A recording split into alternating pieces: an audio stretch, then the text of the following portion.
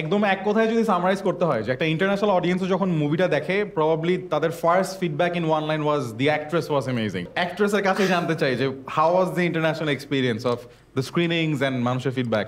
না, it was overwhelming because আসলে তো এটা একটা বাংলা ভাষার একটা গল্প, আমাদের বাংলাদেশের গল্প। আমরা যখন কায়রোতে যাই এবং আমাদের ফার্স্ট স্ক্রিনিং যখন হয় তখন মনের মধ্যে এক ধরনের একটা সন্দেহ ছিল। ওনারা তো ওখানে থাকে এবং ওনাদের স্ট্রাকচার, ওনাদের দেশ, কালচার সব কিছু আমাদের থেকে বেশ ডিফারেন্ট। আর মানে একটু ডাউটে ছিলাম। But when the screening was over and সবাই যখন তাদের ফিডব্যাকটা আমাদেরকে দিচ্ছিল, ওদের কাছে মনে হয়েছে এটা ওদের দেশেই ঘটছে আর মালতী বাংলাদেশের কেউ না, she is someone from Egypt.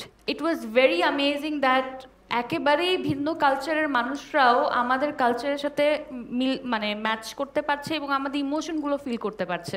So that was wonderful and I fell so good because the team, Shankha ভাইয়া, দি এডিস, কস্টিউম, আমরা সবাই এত এফার্ট দিয়েছে এবং আমার মনে হয় আমার লাইফেরও যদি টাফেস্ট কন্টেন্ট বলি তাহলে this would be the one.